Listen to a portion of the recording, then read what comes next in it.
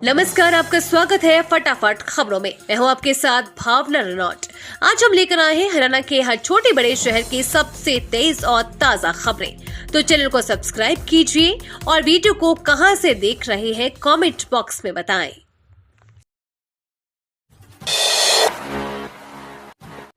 पूर्व मुख्यमंत्री मनोहर लाल ने साधा कांग्रेस पर निशाना, बोले राहुल गांधी को सिर्फ धोखा देना आता है। हरियाणा के पूर्व मुख्यमंत्री एवं करनाल लोकसभा से भाजपा के उम्मीदवार मनोहर लाल ने 5 मई को अपने जन्मदिन पर परशुराम महोत्सव में शिरकत की और गुरुद्वारे में जाकर माथा टेका। इस मौके पर उन्होंने बातचीत के दौरान गांधी परिवार की अमेठी छोड़ने के सवाल पर कहा कि छोड़नाथ ऐसे ही होते हैं। मुझे नहीं लगता कि वो कहीं भी जनता की सेवा कर पाएंगे। उन्होंने सिर्फ धोखा देना सीखा है, वही कर रहे हैं कि उनके पूर्वज भी अपने बुरे जाल में फंसते जा रहे हैं। उन्होंने कहा कि कांग्रेस लंबे समय से गरीबी हटाने की बात कहकर लोगों को बहकाती रही है, लेकिन आज तक गरीबी नहीं हटा पाई। नीति आयोग के आंकड़े बताते हैं कि नरेंद्र मोदी के नेतृत्व वाली केंद्र सरकार ने पिछले 10 सालों में देश में 20 करोड़ लोगों को गरीबी की रेखा से बाहर निकाला है। किरण चौधरी ने किया रावदान सिंह के कार्यालय का उद्घाटन, दिखाई एकजुटता, कही ये बात। बेटी श्रुति की टिकट कटने के बाद से ही किरण और दावदान सिंह को लेकर सोशल मीडिया पर काफी बातें चल रही थी, लेकिन रविवार को तोशाम में कांग्रेस प्रत्याशी रावदान सिंह के कार्यालय उद्घाटन पर किरण चौधरी ने खुद अपने ही हाथों से रिबन काट का उद्घाटन किया और एक ही गाड़ी में रावदान सिंह और किरण भी बैठे। ये सोशल मीडिया पर भी खूब प्रचारित हुआ। दरअसल रविवार को भिवानी महेंद्रगढ़ से कांग्रेस प्रत्याशी रावदान सिंह टिकट मिलने के बाद पहली बार विधायक व पूर्व मंत्री किरण चौधरी के साथ तोशाम पहुंचे। तोशाम पहुंचकर किरण चौधरी व रावदान सिंह ने सिवानी रोड पर कार्यालय का उद्घाटन किया।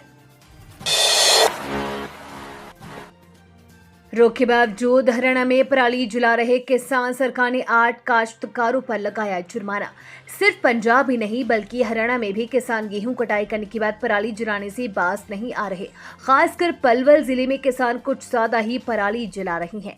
इससे वायु गुणवत्ता खराब होने का खतरा मंडराने लगा है। 1 अप्रैल से 3 मई के बीच पलवल जिले में पराली जलाने की 8 घटनाएं सामने आई है। वहीं आरोपी किसानों के खिलाफ 20,000 रुपए का जुर्माना लगाया गया है। प्रदेश के जिले में 38 स्कूलों पर लगेगा ताला, बिना मान्यता प्राप्त हो रहा संचालन। जिले में शिक्षा विभाग से बिना मान्यता के चल रहे 38 स्कूलों को बंद किया जाएगा। इस बारे में जिला शिक्षा अधिकारी ने सभी खंड शिक्षा अधिकारियों को निर्देश जारी कर दिए हैं। अब तक 4 स्कूलों को बंद किया जा चुका है। सभी खंड शिक्षा अधिकारियों को स्कूल बंद कर रिपोर्ट देने के बारे में कहा है। इन स्कूलों को बंद करने के लिए क्लस्टर स्तर पर टीमें बनाई गई है, जो अपने अपने क्षेत्र में ऐसे स्कूलों को बंद करने के लिए निरीक्षण कर रही है।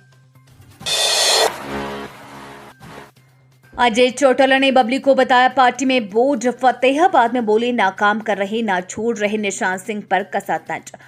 हरियाणा में जननायक जनता पार्टी से बागी हो चुके पार्टी के विधायक देवेंद्र बबली व जोगीराम सिंह को लेकर जेजेपी के राष्ट्रीय अध्यक्ष डॉक्टर अजय चौटाला ने बड़ा बयान दिया। उन्होंने पूर्व मंत्री देवेंद्र बबली को पार्टी पर बोझ बताया और जोगीराम सिंह द्वारा भाजपा को दिए गए समर्थन को लेकर उन पर कार्रवाई की बात कही। उन्होंने पार्टी छोड़ चुके पूर्व प्रदेशाध्यक्ष निशांत सिंह पर भी कड़ा तंज कसा।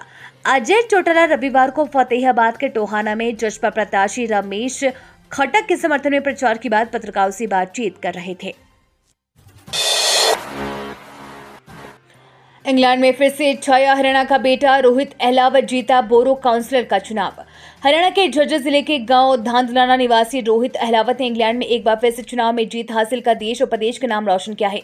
रोहित अहलावत ने इस बार बोरो काउंसिलर का चुनाव जीता है। पिछले साल उन्होंने टाउन काउंसिलर का चुनाव भी जीता था। रोहित अहलावत ने वाकिंगहम बोरो काउंसिल के हॉगडन वार्ड से चुनाव लड़ा और जीत हासिल की। रोहित अहलावत ने हमारे संवाददाता से फोन पर बातचीत करते हुए बताया कि हॉगडन वार्ड यहां की सत्तापक्ष पार्टी लिबरल डेमोक्रेट्स का गढ़ है। यहां कंजर्वेटिव पार्टी का जनाधार बेहद कम है। इसके बावजूद भी रोहित ने कंजर्वेटिव पार्टी की टिकट पर चुनाव लड़ा और जीत हासिल की। बजरंग पुनिया को नाडा ने किया सस्पेंड, इस गलती के लिए भुगतना पड़ा खामियाजा। टोक्यो ओलंपिक के ब्रॉन्ज मेडल विजेता बजरंग पुनिया को नेशनल एंट्री डोपिंग एजेंसी ने अस्थायी तौर पर निलंबित कर दिया है। बजरंग पुनिया ने डोप टेस्ट के लिए अपना सैंपल नहीं दिया था, जिसका उन्हें खामियाजा भुगतना पड़ा है। मार्च में सोनीपत में हुए नेशनल ट्रायल्स के दौरान बजरंग पुनिया ने डोप टेस्ट के लिए सैंपल देने से इनकार कर दिया था। बजरंग पुनिया को नाडा ने किया सस्पेंड। बता दें कि अगर बजरंग पुनिया पर नाडा का बैन नहीं हटा तो वो पेरिस ओलंपिक के लिए होने वाले फाइनल ट्रायल्स में हिस्सा नहीं ले पाएंगे। पेरिस ओलंपिक इस साल 26 जुलाई से 11 अगस्त तक फ्रांस की मेजबानी में आयोजित किया जाएगा। जानकारी के मुताबिक सोनीपत में आयोजित ट्रायल्स के दौरान बजरंग पुनिया ने अपने मूत्र का नमूना जमा नहीं किया था। सांसों पर भारी पड़ रही कूड़े में लगी आग। एनसीआर में सबसे ज्यादा प्रदूषित गुरुग्राम XQI 350 पर। सिटी के अलग अलग एरिया में कूड़े के ढेरों में आग लगाने का सिलसिला जारी है। इससे लोगों का सड़क से गुजरना और सांस लेना भी दूभर होता जा रहा है। पिछले 10 दिन से विभिन्न स्थानों पर हो रही आगजनी की घटनाओं ने शहर का प्रदूषण का लेवल बढ़ा दिया है। शहर में एयर क्वालिटी इंडेक्स लेवल 351 पहुंच गया है। 3 मई को ये 341 था। ये पूरे एनसीआर में सबसे अधिक है। वहीं पड़ोसी जिले में फरीदाबाद का XQI 272 रहा। ये बच्चों और बड़े बुजुर्गों को प्रभावित कर रही है। युवाओं में इसका असर देखने को मिल रहा है। इसका सीधा असर गले में हो रहा है। प्रदूषण बढ़ने से गले में खराश और सांस की तकलीफ के मरीज बढ़ गए हैं। निजी और सरकार अस्पताल में गले और सांस से संबंधित बीमारियों के मरीजों की लाइन देखी जा सकती है। अनुमान के मुताबिक ऐसे 30% मरीज बढ़ गए हैं। पराठों में पैक कर दुबई भेजे सिम, फिर महिला फाइनेंशियल मैनेजर को मैसेज भेज करके 7.5 करोड़ की ठगी। फाइनेंशियल मैनेजर से हुई 7.5 करोड़ रुपए से ज्यादा की ठगी की साजिश दुबई में रची गई थी। पीड़िता को जिन व्हाट्सएप अकाउंट से मैसेज किए जा रहे थे वे सभी दुबई से ऑपरेट हो रहे थे। सभी मोबाइल नंबर भारत के थे जो इंटरनेशनल रोमिंग में चलाए जा रहे थे। सभी मोबाइल सिम भारत से दुबई भेजे गए थे। केस पे पकड़े गए आरोपी रोहित ने पुलिस को बताया कि उसी ने ठगों को सिम मुहैया करवाए थे। अब वो ठगों को 2000 से ज्यादा सिम दुबई भेज चुका है। वो प्लास्टिक में पैक सिम पराठों के बीच रखने के बाद एल्यूमिनियम फॉइल में रैप करता था। पराठों के रोल दुबई जाने वाले ठगों के ही किसी साथी के जरिए फ्लाइट से भेजे जाते थे। जालसाज व्हाट्सएप चलाने के लिए VPN सर्वर का इस्तेमाल कर इंटरनेट के माध्यम से पीड़िता को मैसेज कर रहे थे। इंटरनेट बैंकिंग भी वहीं से की गई थी। प्राचार्य पर छेड़छाड़ का आरोप, शिक्षिका को बुलाकर बोला आज तो कमाल की दिख रही हो। हरियाणा के फतेहाबाद में शिक्षा के मंदिर में प्राचार्य द्वारा वहां पढ़ाने वाले शिक्षिकाओं के साथ छेड़छाड़ का मामला सामने आया है। मामला सदर थाना क्षेत्र के एक सरकारी स्कूल का है। महिला थाना पुलिस ने शिक्षिका की शिकायत पर आरोपी स्कूल प्राचार्य के खिलाफ मामला दर्ज किया है। मामले की जांच DSP जयपाल सिंह ने शुरू कर दी है।